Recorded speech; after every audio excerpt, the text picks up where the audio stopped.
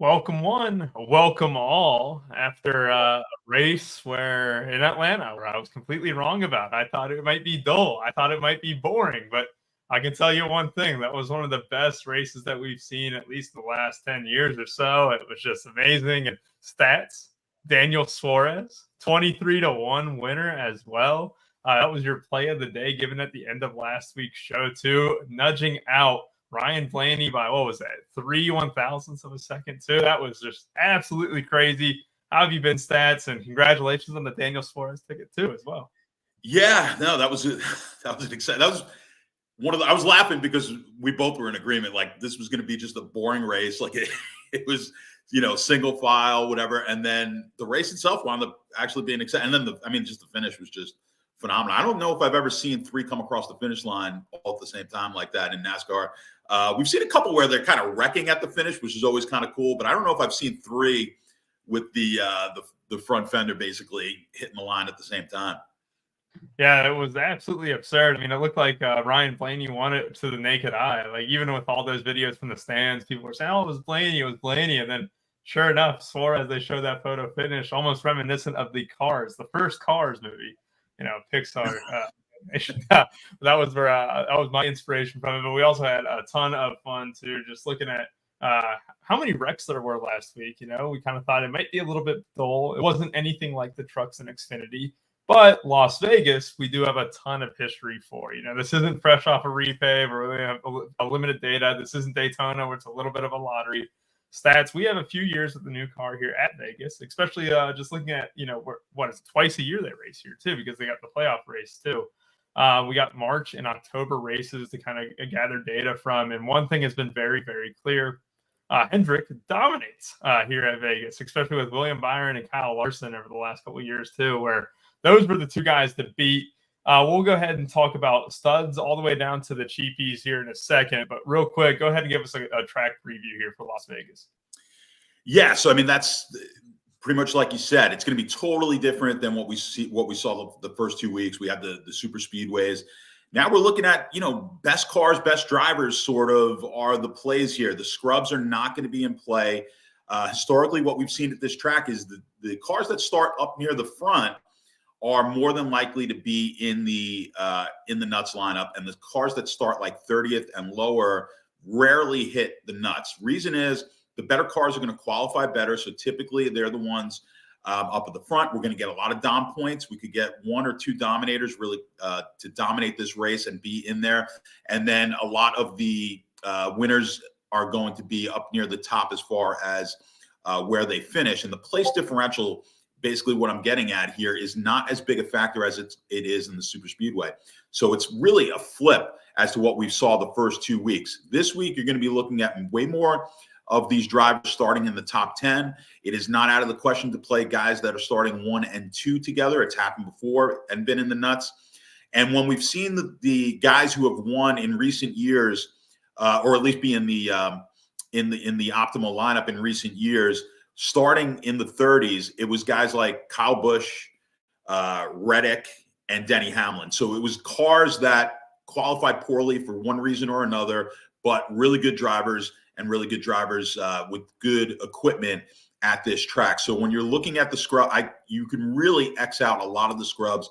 And one of the other things, the reason that happens here is you get lapped really easily. So we only get about 50% of the drivers finish on the lead lap, which means when you're getting lapped, even if there's a wreck, you can't get yourself to the back on the lead lap, and you can't really move up. Unlike the super speedways where they're running on a 2.5 mile track, let's say at Daytona, hard to get lapped. As soon as there's a wreck, all of a sudden you move from 35th place, you're up to 18th place. So that's why the place differential matters more here. So we're looking at dominators and we're looking at finish positions. So it's really going to be the better drivers usually finish in the optimal lineups here. Yeah, it's well put. I mean, you look at the trucks race, it was the pole winner, Robert Caruth, who ended up getting the victory there. He wasn't exactly like just incredibly dominant or whatever, but he was also cheap enough too to where even a 10th place finish would settle at his tag too. And then all of a sudden you saw yesterday where it wasn't Cole Custer who ended up winning, but it was still it was John Hunter Nemechek. John Hunter, yeah. He started 12th. You also had the dominant performance from Chandler Smith starting second. and Justin Allgaier coming from the back of the pack. We've had a couple instances, both in the trucks and Xfinity, where a really good truck or car was starting in the back. Like Heim was starting 25th, yet Allgaier starting like 36 or whatever, where they were able to move up. But still, Allgaier moved all the way up to, what was it, like top, I think he got 11th in that race, right? And he ended up getting like 77 fantasy points, but he was very close to not being optimal because of how Chandler Smith and John Hunter Nemechek ran. It's another thing to kind of just consider where these, dominator points are becoming more and more of a factor. It was a slight factor in Atlanta. It wasn't really a factor at all in Daytona. And now in Vegas, we've had guys lead over 100 laps. Like I think the last time Larson led here was 133 laps there. So it's really hard to win a tournament without those guys. But we do have plenty of place differential drivers where you have to kind of pick and choose which ones you want, right? Stats, because if you play a lineup with 5 place differential guys or 6 place differential guys, have fun with them in cash, right? Like you have a good chance to win cash, but you have almost zero shot to win the turn. What was it, 100K up top tonight? Okay, like it makes it very, very difficult to do so unless one of those guys ends up leading. So I'm going to pull up Sabersim here in a second. We're going to go ahead and talk about the individual drivers. So let's go ahead and get Sabersim up and ready. I ran about 1,000 teams to see, which ones might be the best, what ownership might look like and stuff too. But if we lower this to maybe, let's say 20 for now, and just kind of give some samples of where the builds are leading more towards. We're going to sort by salary as well, and also just kind of talk about each starting position. But there's no better place than the start up top here today. Stats.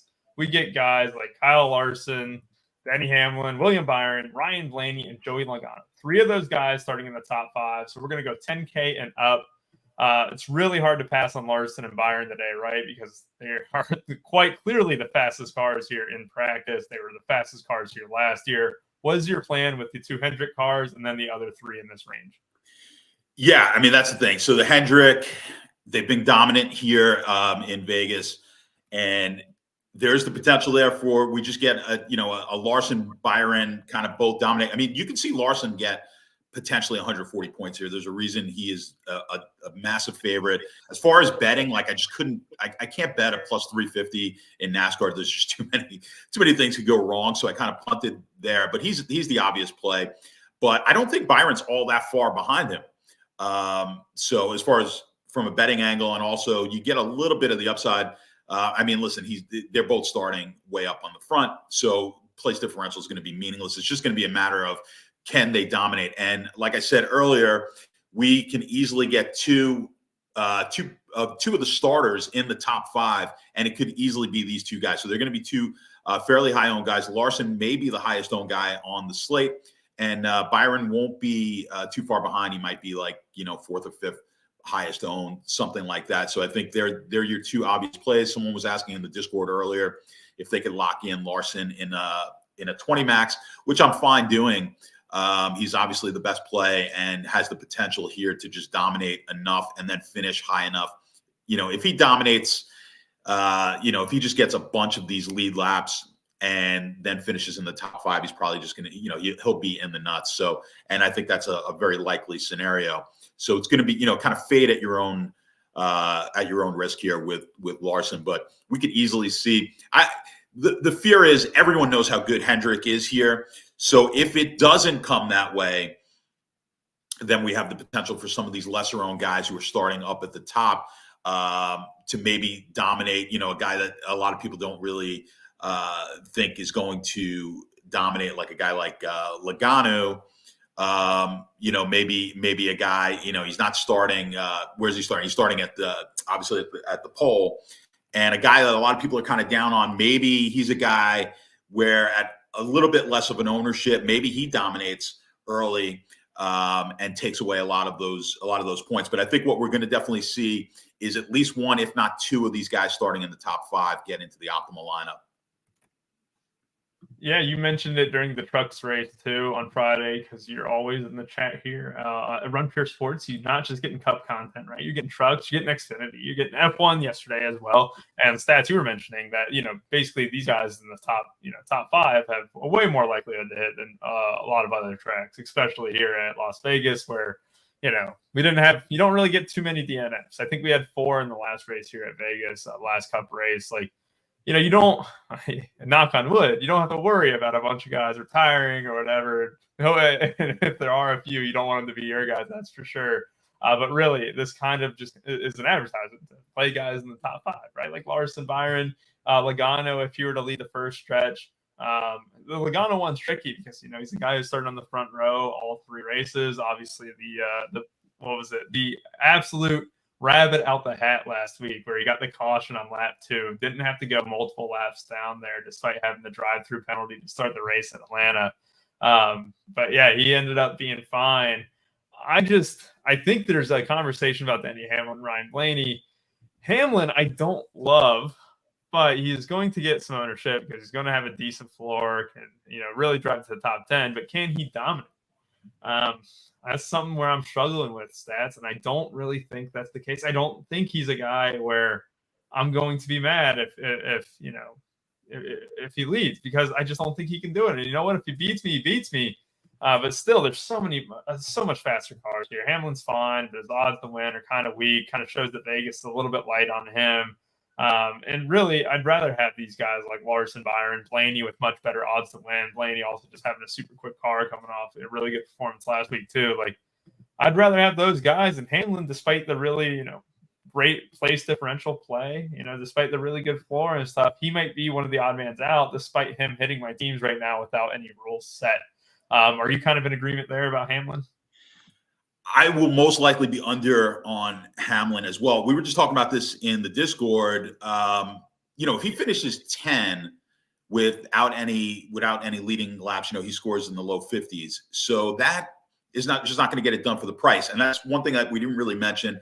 The first 2 weeks, price not really a factor. You were just you needed to get all of the place differential guys up there, which means you're just basically taking some guys at a low price. Today, you are not going to leave as much salary on the table. You're going to be, certainly if you're making one lineup, you're going to be kind of struggling to kind of fit the guys in that you want. So price becomes way more important today. And Hamlin at his price, he's really going to have to get us some dominator points. And he's not going to be able to do that, certainly in the early part of this race. He will only be able to dominate later in the race. So that kind of caps how many dominator points he could possibly get. So he really needs to do a lot of work to get into the optimal lineup. And I think being underweight on Hamlin may be the play. I think a lot of people look at NASCAR. There's a lot of casual people out there who are NASCAR players. They will automatically just look at which are the top drivers starting deep in the field and jump to those guys. And there's a good chance here. While you definitely, I'm 150 max, I definitely have some, but I'm going to be underweight the field. I think there's a chance here that we don't get him into the optimal lineup. And that's going to really depend on how well these other guys like Larson, Byron, these guys who are high priced do as far as dominated. Because if they put up all those dom points, there's just going to be no room for Hamlin to get in there. And well put there. Let's go ahead and move on to the next range here. And this is the 9K range. This is a very interesting range because you have a couple guys like Truex starting up there in the top 10, Christopher Bell, both with decent odds to win. Truex, someone I'm going to have a hard time with. I'm really curious to hear what you got to say, but we have 2 really solid place differential guys who might be in the mix for a dominator, a little bit of dominator potential, be able to lead some laps. And that is Ross Chastain and Kyle Busch, both with top 5s here in the last race, both look good in Vegas. I mean, Kyle Busch struggled a little bit in the trucks race, but that was kind of expected. I think he did a great drive in Atlanta, but in Vegas, he clearly didn't have the greatest truck in the world, in that race. And those are 2 guys who are going to be very popular here. Christopher Bell, I had as the 3rd most popular driver in this range. And I do think that Chase Elliott and Truex kind of get left behind in the dust because I don't know if you've seen the values in the 5K range. There's a couple good ones now, but to really maximize HMS ownership and stuff like that, I think a lot of people are going to kind of forego the 9K range a little bit outside the place differential guys. I think that Truex and Chase both go, I wouldn't say overlooked because I don't really think they're the greatest plays in the world, but I don't think that people are going to be clamoring to play them. I think a lot of this ownership comes on Busch, Bell, Chastain. For me, Chastain's my favorite. I think I like him just slightly over Busch here, but really it's hard to go wrong with them. I do think they give you a good mix of potentially leading the race maybe a little bit later on.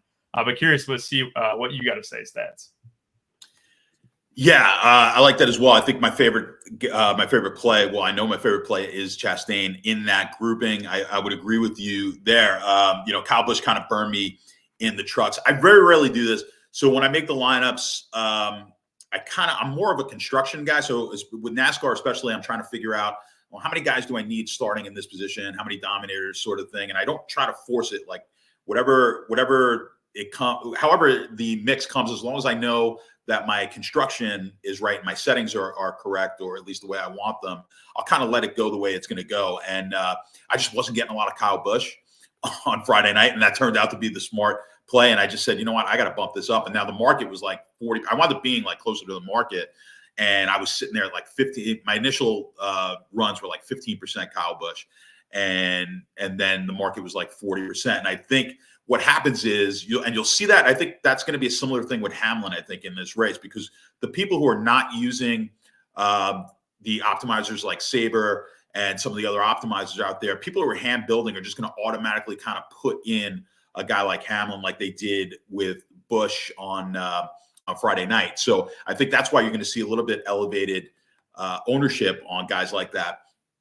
But in this range, I think Chase Elliott has a shot here. And I really think you're going to be looking at someone, I've said it before, you're going to see someone here in the top, in that top 10 who's kind of a low 15 to 25% ownership, who I think gets you in the nuts, if not two of these guys. And I think Chase, who's starting 11 just outside the top 10, I think Chase has a shot. I think he continues to improve. I think maybe the more casual fan kind of overlooking Chase a little bit because of such a poor year last year. But I think the equipment is good, and he's moving into, obviously, in a Hendrick car.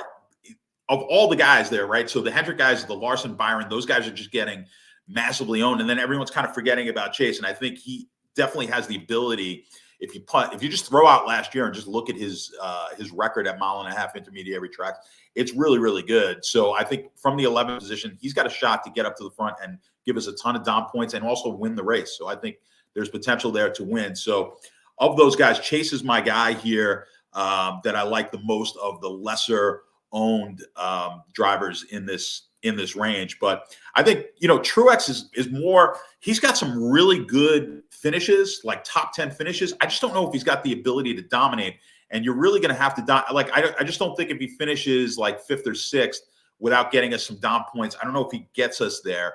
Obviously, it's just going to matter how things shake out. If Chase Elliott gets those Dom points like I'm anticipating he may, it may not be a Truex thing. But I think Truex is I'm fine playing him. I'm going to be at the market on him, I think, which is going to be in that, the high teens, low 20s, I think, on Truex. I think is fine if you're an MME player.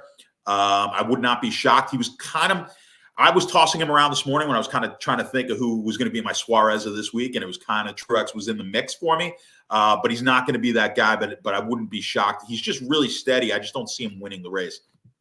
Yeah, it makes a lot of sense there too. I do think that Chase Elliott had a great race last week. Ended up getting caught in a little bit of incidents there, spinning and stuff too. But he was able to drive to the front.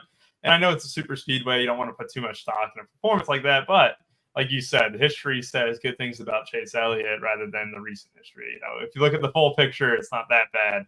I think we both like Chastain a lot here in this range, followed by Busch.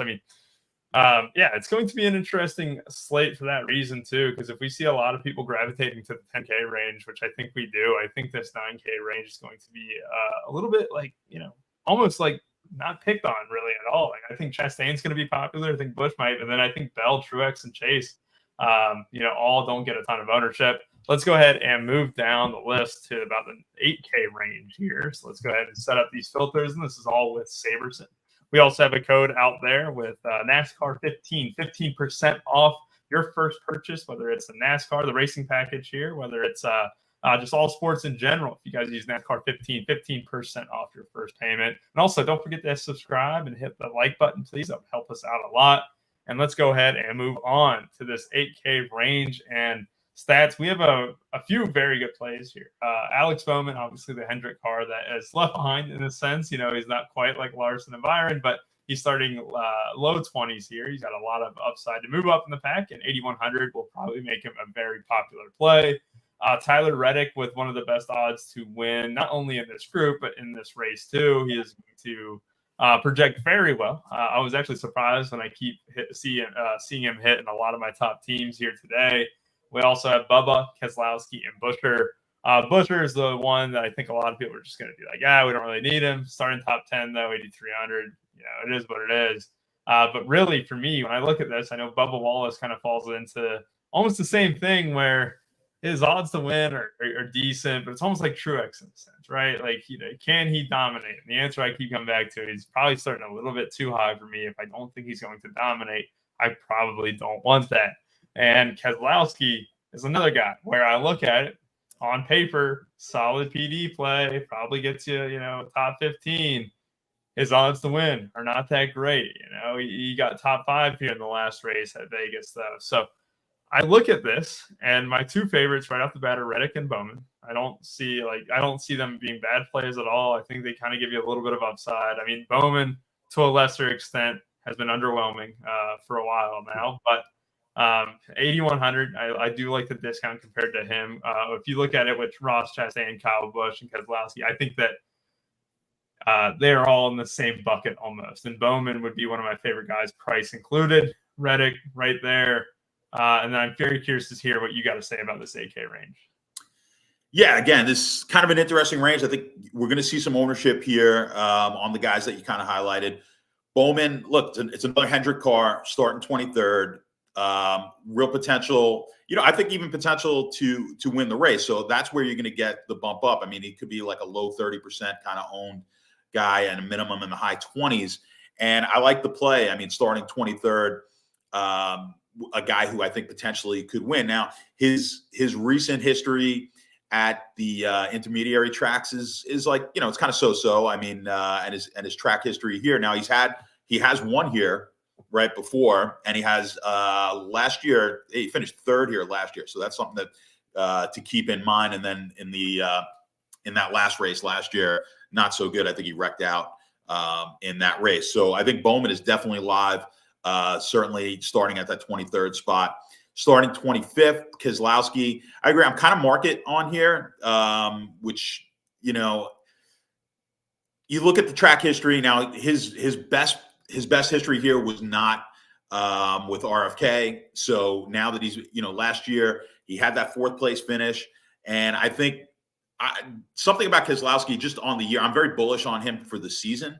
So I think he's going to, I think they figured something out late last year. I think he's going to have a much better season than he did last season. So I like Keselowski a bit, but I'm not enough where I'm going to just go crazy. I think it's going to be more of a field, high 20s for me on Keselowski. I think the guy who's kind of interesting, and, Tyler Reddick's another guy, obviously, that's going to be fairly high owned, and a guy who easily, I think, is a guy you can bet to win this race. I think he has that potential, and he's starting in the 18th spot. So you've got a few guys here starting kind of 18 into the low 20s to mid 20s, who I think all have some win upside. Maybe Keselowski to a lesser extent with the chance to win the race. But I think Reddick and Bowman can get to the front and win the race. So obviously, starting at the positions that they're starting at, if they can do that, they're going to be in the nuts. So I think you've got that potential there. Now, the guy who's interesting to me is Bubba Wallace. He's got a lot of really good he's got some good history recently at these intermediate tracks, but not great in Vegas, right? So it hasn't been great at this particular track. Starting 5th, he's going to be fairly low owned. I mean, if you're looking for a guy that you want to kind of find that low owned guy, I mean, potentially, I don't mind throwing him in a big GPP in a single. Like you have to have that one guy, and starting 5th in a single entry GPP, he's just not going to be owned. If by chance he does get out there and can lead, and he has the potential to do that, if he can get out there and get you some Dom points, he could be a sneaky pick for the guy who kind of pulls off the guy no one's really talking about pulls off a Suarez, because I'm looking at that guy. I'm trying to find the guy in the top 10 or thereabouts who's going to be low owned, who has some potential to dominate where everyone else is going to be on someone else. We know that we know the Larsons, we know the chalky picks. So I think Bubba Wallace, if you want to take a flyer, if you want to go chalky, and then you want to just throw somebody in there who may who may be flying under the radar, I think you can take a shot on Bubba Wallace. Yeah, I think that's fine too. I mean, you just look at it with Bubba, like a lot of talent, decent car. If he did lead the race, you're not going to get it at above 20% ownership. I think it's definitely in the teens there. When I did this ownership late last night stats, I'm looking at some of these now. I'm like, man, maybe your Truex I probably deserves a little bit of a bump. Same with Chase Elliott, but I'm looking at it right now. I'm like, we'll push through an update too here just shortly with projections. I also got a couple guys that I've highlighted that after looking at their practice feeds and stuff like that, might get a small bump too. So we'll update that in the RPS Discord, also on the site and in Sabersim as well right after the show. Let's see here. Just talking about this 8K range, I think you hit the hammer on the nail there. I don't think I think you can almost just put Keselowski in this like PD group of Hamlin, right? Where like they are good and they are great plays. I think a lot of people gravitate toward them because they're starting position, but don't get carried away. Like I wouldn't pair Hamlin with Keselowski today, right? I just don't think that's something that you really want to do because I don't know if either of them has the upside to get like 100 points, which we think is very much in the cards for a couple of these cars tonight or today, I guess I should say. Let's go ahead and move on down to the 7K range. And I also want to pick your brain real quick. We won't talk about the individual drivers just yet, but talk to me a little bit about the rules you might set during a race. Like, do you set many rules for a 1.5 mile like this? Yeah, I mean, for this one, I'll have rules for almost every race. So for this one, I'm kind of looking at I want to have 4 guys in the top 20 in my lineups, like starting in the top 20, because that's historically kind of where we've been. And I've really I've limited is top 20, and then I've actually added in I did add in Hamlin into that mix because I didn't want to be that far under, right? So if I kind of eliminated him, I was getting like low teens on Hamlin. I didn't want to go that low. And then the other thing was I didn't really want to have more than one guy starting 30th and lower. And I really eliminated a lot of the scrubs back there. And we're going to get to some of the lower price guys, and I'll tell you which guys I kind of left in my lineup. But I didn't want to have multiple of those guys starting down at the bottom, like in the 30th, starting down 30th or higher. So that was the only rules I really put in for this week. Yeah, so that's perfect. And I want to mention that if I had a couple questions about Dominators, how do you add them into your Sabersim thing? So if you want to add Dominator rule to your Sabersim, lineups, go ahead and click settings, go to lineup rules, and then you can create your grouping by, just pulling up a fresh one. We'll just go ahead and pull up a fresh one just so we go through it all. So you hit add new rule. I like to do a group of use at least 2 in this race. I think 2 Dominators, and then I give it a name. And then you're wondering, all right, who do you pick? Well, I think Larson, I think Byron, those should be the first 2 guys that you think of when you think of Dominator today. I got Blaney, you throw Logano there on the poll. I think you talked me into maybe Chase Elliott there's Kyle Busch, Christopher Bell, Ross Chastain. You're wondering, oh, you're just adding all the good drivers. Well, I mean, yeah, that's kind of the point, But, we're going to get a lot of good drivers. Like, you're just not going to get the scrubs. They just don't win. They don't find their way into the optimals here. So, I would look for low ownership from better drivers than necessarily trying to find the 5K guy who's going to get there for you. There's a case to be made where you can even bump this up to just 3, where you're like, hey, I want at least 3 of these cars. However, you don't want to completely overlook Hamlin, right? Like you said, you're going to be under on him. I think under on a guy like that is fine. But I'm going to use at least 2. I'm going to omit the Toyotas here in Truex, Bella, and Keselowski. I'm not going to have either. I don't really want 4. I just really want to have all these Chevys.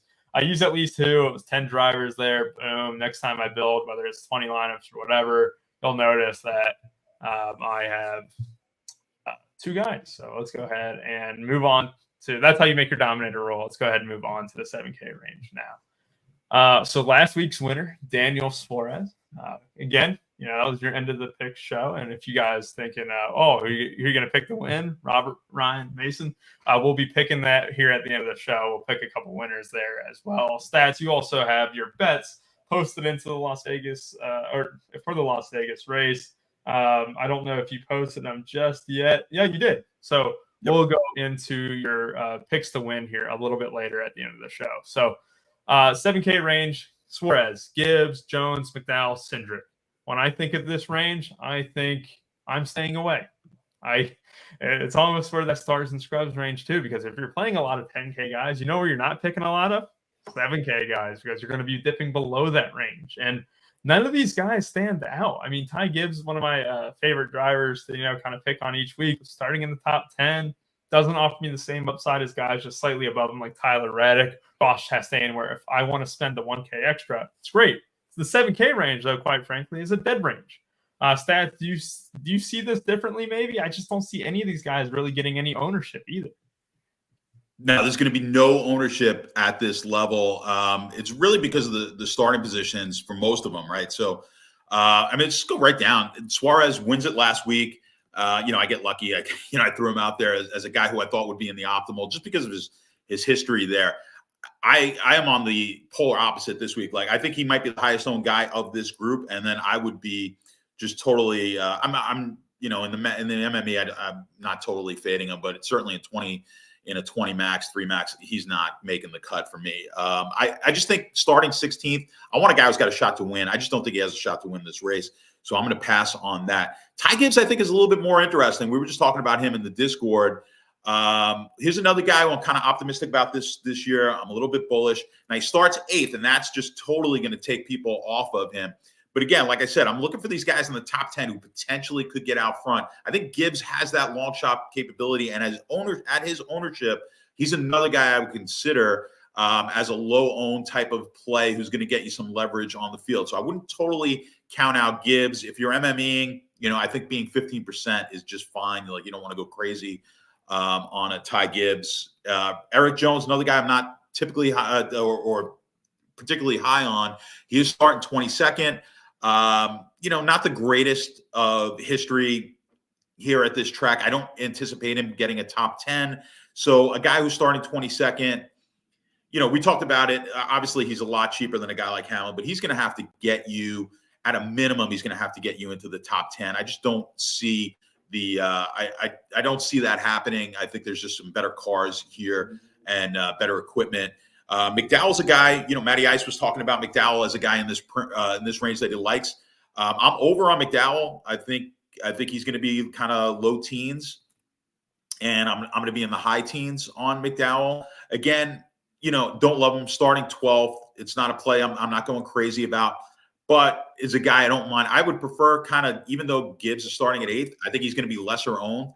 And if you're looking to take a shot in this 7K range, I kind of prefer Gibbs over McDowell, but I'm going to own them in a comparable spot. I'm going to have about the same amount of ownership on both of them in MME. And then Cindric just starting 3rd. I think that's where, obviously it's going to turn a lot of people off starting too high. You've got the other big names up there. Cindric's really going to have to come out and he's going to have to get a lot of dominator points early, which I don't really see happening. So I'm not really high on Cindric at all for this one, but there's a chance here we get someone in the 7K range. It'll be one of them. I don't think you get multiple, but there's a chance that we'll get someone into the optimal here in the 7K. Yeah, it's very interesting. I'm looking at some of these teams. I was going to say I was getting 3 lineups with Cindric. If I just did my projected score, I get none of these guys. So I was wondering about that there. You just look at it up and down, like Eric Jones talked about a disappointment last week. That was one of the chalk duds. I will have to say Big T did own me there on that. I just think I just updated the ownership in the 7K guys too. Cindric starting 3rd, people talking about how he has a fast car and stuff. I mean, yeah, it's still tough. If he gets 12th or 13th, that's his most likely outcome. It's probably falling outside of the top 10. You're just not going to get there, and that's what makes these guys so tough. They need a top 10 finish, bare minimum, on all of these guys. I think Suarez needs top 10. Jones needs. Well, I think Jones maybe just a little less so, but you're going to need a top 10 finish on these guys. And are they capable? Ty Gibbs seems the most capable, but still a very tough range. One that honestly I'm staying away from quite a bit. But you did mention Michael McDowell, and I want to bring this to potentially he is not in this range. He's in the next range too. His teammate Todd Gilliland too. So I wanted to kind of talk about him, but we'll get to that in a minute. We won't go off script. We'll just continue on, moving on to the 6K range now too. So interesting practice notes. Ready?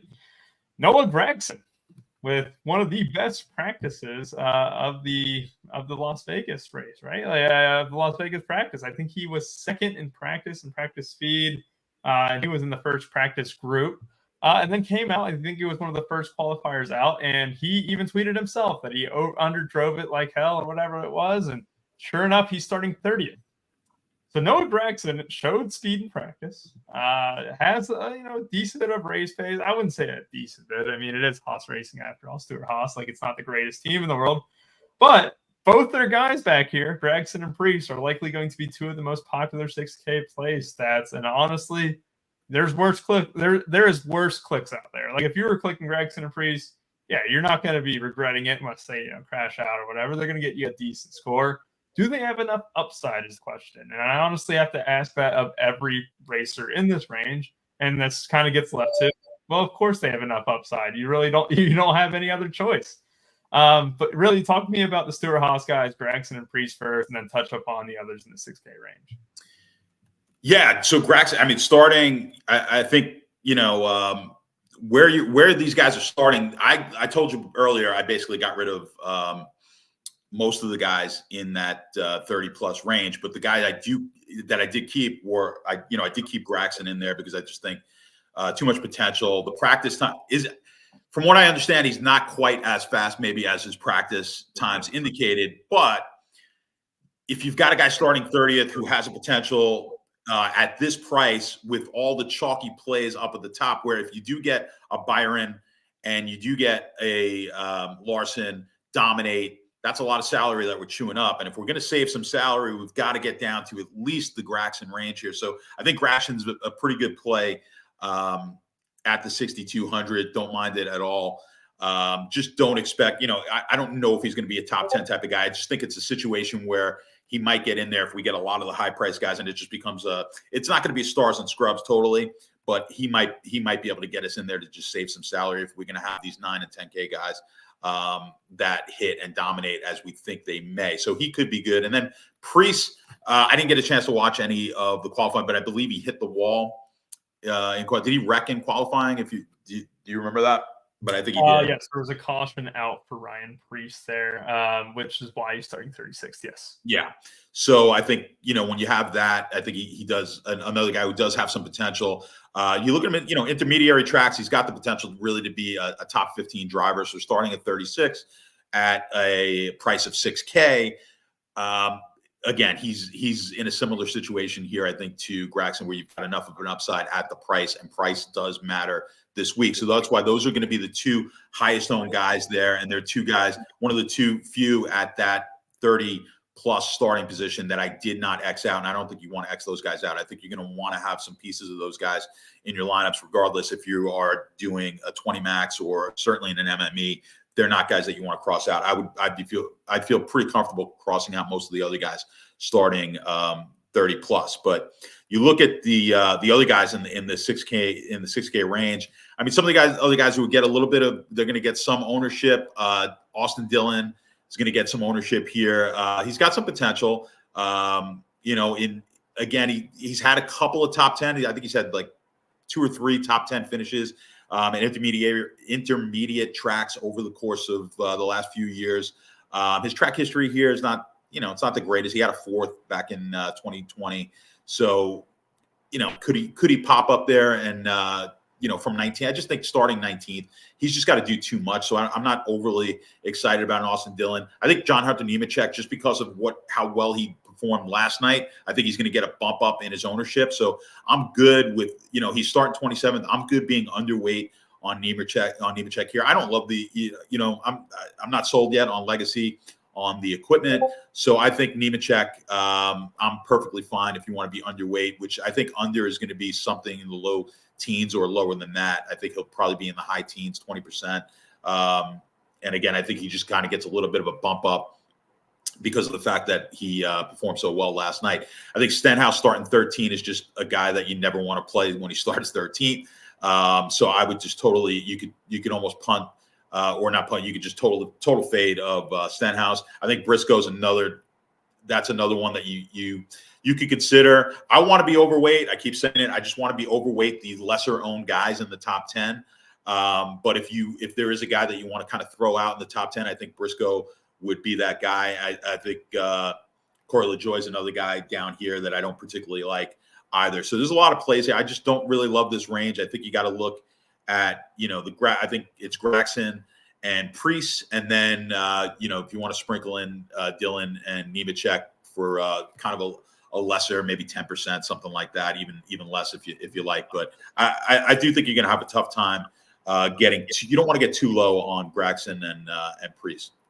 Yeah, very much so. I mean, they are clearly the two better plays in this range. And I really wanted to pull the trigger on a guy like Josh Berry or whatever. But at the same time, it's like you're losing 4 and then 10 place differential, spots to Gregson and Priest in that situation too, where, the jury's still out on Josh Berry being a good, cup driver or whatever and stuff too. But like, I'm bullish on him. And if there was a track for him to kind of, rebound a little bit, I expect Vegas to be one of those. But yeah, I mean, it is what it is, right? Like, there's not a ton of great like 6K range, and even into the 5K range. And I think LaJoie, he becomes, pretty popular because I think people are going to save money. And they're going to be, I won't go with Priest or Gregson or whatever.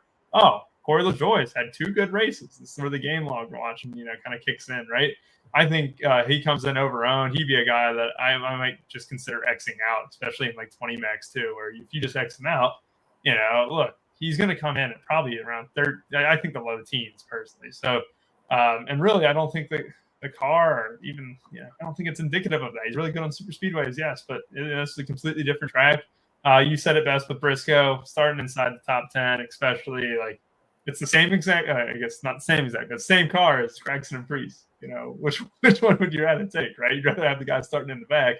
If you are bullish on Stewart Haas, well, hey, there's your chance to get 2 guys back there who have good upside, who have a chance to be in the winner. Briscoe, it takes a top 10 finish, where that would go just as well for Gregson and Priest if the car's doing well. Stenhouse, Nemechek, Dillon, I think Dillon would win the one out of those 3. I think Nemechek starting 27th, he'll get a slight bump up in ownership as well. But yeah, I don't know. Jake, is anyone really getting to Logano? I talked about it in the playbook. I don't know. I feel like Ford just kind of sucks right now. Stewart Haas is one of those teams that drive a Ford right now. So ultimately, though, you have to take your place differential medicine, and even if it's 2 guys like Gregson and Priest, who as long as they even get me a top 20 finish, I still think they have a chance to be in the winner. So let's go ahead and finish out this range here. So we are at the bottom of the barrel now, the 5K range, and it starts with McDowell's teammate Todd Gilliland. You mentioned how McDowell could be a decent guy. Gilliland had a slight issue during his qualifying lap. I think he touched the wall. It wasn't exactly a hard hit, but he didn't have to make any repairs or go to a backup car. He's staying in that 31st position. This was a car last week that was really, really fast stats. For the price, for the starting position, he is also going to fall into the better Priest and Gregson, where he's a very good place differential play. And you might be able to make the case that you trust this team over Gregson, over Stewart Haas, right? Yeah, no, absolutely. I think Gilliland, this is going to be one of the guys that I did keep in that 30-plus range. He's going to be decently owned, but it's not a guy that I really want to fade here. So, I'm looking at being in the 18 to 22% range. I think ownership is fine on Gilliland, starting 31st. I think there's enough upside here. Now, again, I mean, he hasn't shown tremendous history at the intermediate tracks. You're going to have to get him up into the, he's probably going to have to get 15, you would say, maybe. And obviously it's going to depend on what the high price guys do. But if we get some of the higher price guys in there and he could get a top 15, he could make his way in there. And I think he does have the potential for a top 15 or thereabouts. So I wouldn't want to punt or totally dismiss Gilliland. He's probably the guy I like the most down in this 5K range. Just when you start going through, I know some people like Zane Smith. I'm market on Smith starting 20. So just a little high for me. I know people like I've heard some other people, and someone mentioned in the chat here earlier, Zane Smith. Wouldn't be totally shocked. I'm right around the market. I'm going to be in the low teens on Zane Smith. A lot of these guys, I'm just going to be totally Xing out, though. The guys in the 30th, Hemrick, I'm tossing out down here. Harrison Burton, Haley, Kraus, Gralla, and Yelly. Like, I'm just not playing these guys because historically, like we mentioned earlier, the lesser cars, the cars that aren't that fast starting in the back, they're going to get lapped really quickly. And once that happens, they're just not going to be able to get them. So they'll be 2-3 laps down early in this race. They'll never get back to that lead lap, which is going to cap their upside. And I just don't want to play these guys, certainly in a GPP. They're just not going to be able to get in the top 15, which is where we need to be. We've got to find someone down here with that potential. So I think the only options you really have sub 6K are Gilliland and I think Zane Smith. I think the other guys I'm just not that high on. Yeah, I kind of want to make the case for Zane Smith real quick. His car was decent in practice, but you also have to mention it. Like, what if he gets 24th? Is that good enough to be in the winner? And honestly, the answer is probably not. And his practice speed was okay. You know, it was better than the others in this range. I think you can even just maybe keep in Hemrick. I think Justin Haley gets ownership too, just early on in the season, because I think that some people still might trust Rick Ware Racing. Jesus Christ, that is a tongue twister. Rick Ware Racing. I still think that teams trust him a little bit, or people trust his team a little bit, which I don't think there's a whole lot of reason to. But I think these guys come in a little bit popular, just like Haley, especially Gilliland. I think then it kind of becomes a little bit of a dead range because you have Priest and Gregson. But Zane Smith is someone where, for the better or for worse, I'm keeping in there, and Hemrick as well. I just think they're fine. But I want to mention this too, where some people just, I'll pick the car starting last or whatever. Don't do that this week, please. Don't pick JJ Yaley this week. Like, his best case scenario is probably 32nd. And he was almost a full second off the next slowest car in practice. So his car literally might not even make it, the full race or whatever too. And I do think that he will be the first car left and then some too. So it's really going to hurt his upside. He only is relying on Rex, and that is just not going to be enough here in Las Vegas. So yeah, Yaley is a guy we can safely toss out. Same with almost like Kaz Gralla, Derek Kraus too, like you said. So Carson Hocevar starting a little bit too high up. Good for him, but not interested in DFS. Like, it takes a top 15, top 18 finish for Hocevar in a sense where for Zane Smith it would just take 20th, kind of achieve that same score. So I think we break it down nicely there. I think we already went through all the range. Now it's time to get into some betting picks, and then we'll talk about a couple other things that kind of fill the hour here. So stats. You posted a few picks. I don't want you to, give them all away, but you posted a few picks into the Bets Picks chat here. Let's go ahead and give out your two favorite, Vegas picks tonight for the NASCAR race.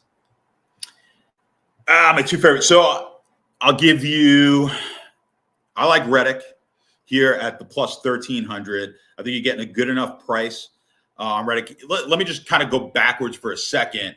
When we're talking about the betting doesn't always line up with necessarily how you're going to play in DFS, right? Because DFS, different scoring.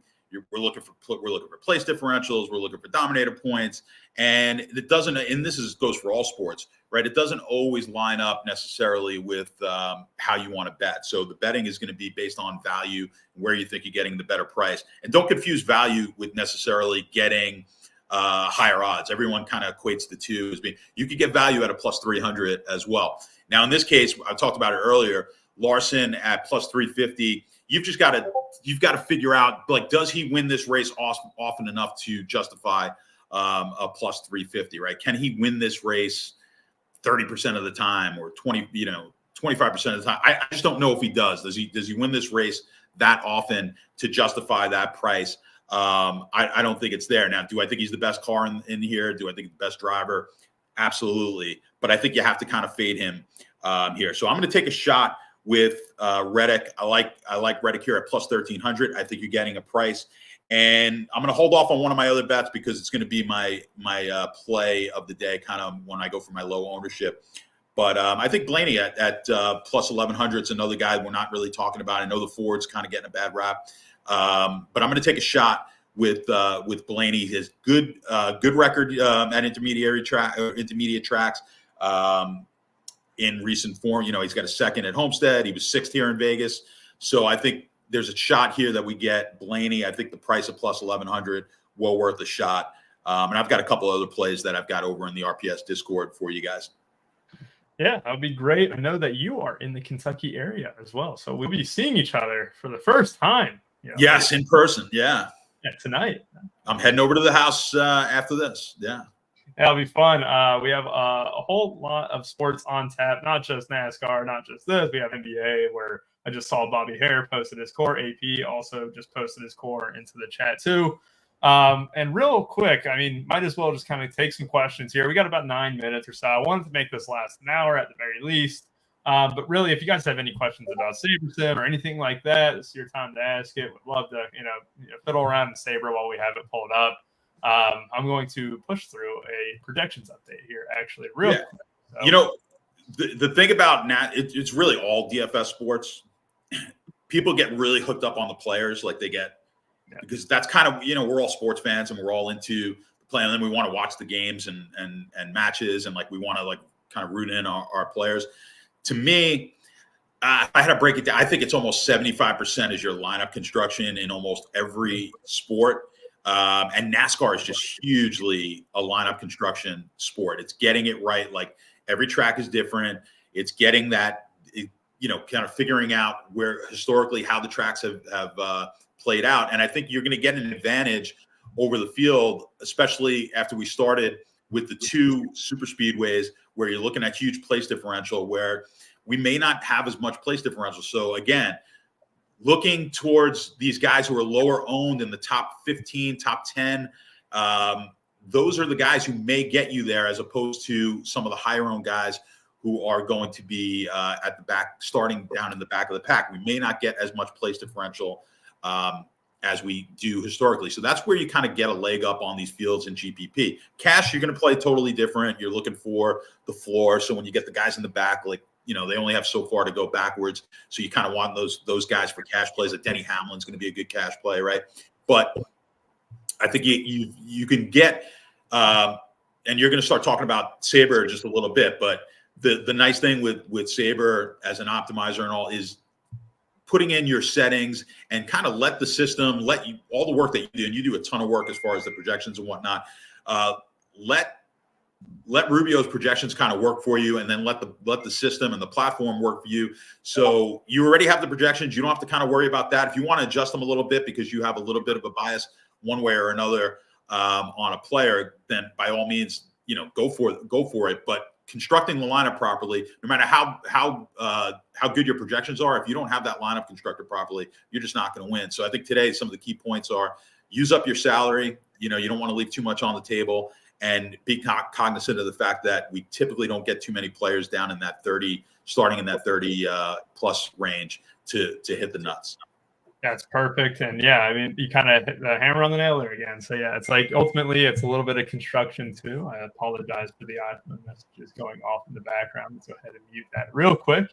But yeah, so it's a lot about construction. We can all have the fastest drivers or whatever, but ultimately, if you even have guys finishing 1 through 6, but someone has better PD or dominator and stuff like that, that's why like yesterday was very critical for the Xfinity series. Like Allgaier was very close to not being optimal because Chandler Smith and John Hunter Nemechek were absolutely just rampant, just rapid. I mean, Nemechek led the last half of the race, and Chandler Smith led the first half. So it was kind of easy to ultimately fall into builds where, I only need one dominator because I got Allgaier. Well, they ended up being the winner. Who ended up winning stats? It was a member, King Chief. I know he's a member in a few Discords and stuff. King Chief, 15K hit. I think he was part of a two-way chop up top. So congratulations to him. So that's awesome to see. I know he's been a member for a long time there. So max one of the cheapies, a good idea. So I imagine the cheapies, we're going to refer to 6.2K and below. So we're going to go Gregson and below stats. Do you agree with that? Or do you think there's a possibility where Gregson and can be paired with Gillen and Priest, or all three can be paired at least? I kind of like that. I kind of like going with just one of the cheapies. Again, I'm just going by hit. Look, it's NASCAR. Anything can happen. But if you're just going based on history, I like just putting one in. That's what I did today myself. So I didn't want to pair any of those guys up. I like it. Who is your favorite top 10 with high odds? I'm trying to figure out what exactly. Top 10 starting, you mean? Yeah. Would it be like, is he like high odds than like Briscoe or someone who's not exactly like a favorite? Is that what you're meaning there? I want that cat. I think it's probably like a Truex. Yeah. Truex. Okay. Yeah. I that was the guy I was kind of teetering on. Again, I think you're going to have to win out of the top 10, or you're going to have to dominate certainly out of the top 10, then have a shot to win. I'm just questioning how many laps Truex could dominate, but I think the potential is there. So if you want to say one, I think the best guy toward the bottom of the pack of the top, that's starting in the top 10 as far as bottom of the pack, it's either him or Bubba Wallace. Let's put it that way. So it'll be one of those two that I'll put in there. Perfect. On just the 20 max, is it smart to just lock in one or two players in all lineups? So no, not here. I mean, for Vegas, I think there's a lot of good plays across the board. I don't think there's one clear play. Yesterday, I did it with Allgaier. I did it with Justin Allgaier in the Xfinity race. I thought there was a chance that he would lead. He did. He ended up being in the winner. But, it's a very rare case where I think you just absolutely hit the lock button, because a lot of things can go wrong in NASCAR. I mean, if you played Christopher Bell last week, well, it wasn't even his fault, right? It was just a bad place at the wrong time. And that can happen a lot. And you don't really want to be SOL if that is the scenario. I think that is one thing where in 20 max today, I think I had my builds shown up there on for a 20 max. And if you were to see the exposures I have, let me go ahead and get rid of these filters real quick. I think I was getting a lot of Larson, but I think, I'm capped out about 60% Larson. That's being very high on him, but I do want to be above the field. I wouldn't lock him in, but I think like getting above the field on a guy like that is best. Stats, are you in agreement there? I'm gonna partially agree with you and then partially disagree. All right. So as a general rule, in 20 max, I kind of like at least having one or two players locked in, just because the 20 max, you're competing against a lot of people. We're assuming this is going to be a big GPP that we're talking about, right? You're competing against a lot of people. You're going to have to kind of nail one or two guys. And if you could do that, which is obviously difficult to do, at least it gives you now the chance to hit. Like, I'm looking at a 20 max. I mean, it's all or nothing for me. Like, I want to just win this thing, or I don't mind punting the 20. That you have to have that attitude. So if that's your attitude, like, I'll punt all 20 lineups, or I want a shot to win, then you're going to lock in one, if not two. Now, to your point, which you're right, it's tricky to do at this track. You're going to see some other races where you're going to get someone's going to start 35th, and he's going to be just, it's going to be a guy who's clearly going to finish in the top 5 is going to start 35th, and he's going to be 65% owned. And in those situations, yeah, for sure, you want to lock those guys in. So I think it's a little trickier here, but I think doing it in general, not a bad idea. And if you want to lock in a Larson and take a shot that he's going to just dominate and get you 120 points this week, by all means, go for it. I like it. I know that we probably lost a few viewers, but we got to get to our plays of the day before we sign off here. So sorry if I robbed someone of the play of the day, but stats last week, we didn't want to go, or at least I posted my core for free. I didn't want to go off the wall. I kind of kept it with my core, but last week you went off the wall and you picked Daniel Suarez as your play of the day. So let's see if you can go back-to-back stats. Who is your play of the day for Las Vegas? Yeah, so what I'm going to try to do every week is just kind of – I don't want to give you the chalky play. We kind of know that Larson's the guy, and, so I'm going to try to stay away from that. So I'm going to be looking at guys I think are going to be 15 to 25% and see if we can hit those type of guys. So I think, to me, it's Chase Elliott this week, starting 11th. I told you I'm looking at guys starting top 10, but we'll go one back 11th. I think the People's Champ potentially gets into the winner's circle here. And listen, it's Hendrick, right? We know how good Hendrick has been, how good Hendrick is in Vegas. Why not Chase Elliott gets back to the winner's circle? And at low ownership, it's tough to pass up. I like it. And again, guys, if you can hit subscribe and also hit the like button as well, we greatly appreciate that. It would help us out a lot as well. I am going to go a little bit chalkier than you. I think maybe a lot more chalkier than you. Again, I guess I'm a little bit of a chalk donkey when it comes to NASCAR, but I really like Ross Chastain. He was a contributor to one of my big hits last year, and I do like him starting in the low 20s there, to where, I don't know, I think he has the potential to drive this thing and ended up winning it. He's very good here at Las Vegas, and ultimately, I think that he can be in the winner here tonight. And I appreciate you, Stats, for joining us. We got Ross Chastain. We got Chase Elliott. for our plays of the day, and we're not trying to go too chalky. I was the one who went chalky, but stats obviously last week with Daniel Suarez and now Chase Elliott this week. Let's hope for a good week, guys. If we don't win first place, then I hope it's one of y'all. And good luck tonight, and have fun.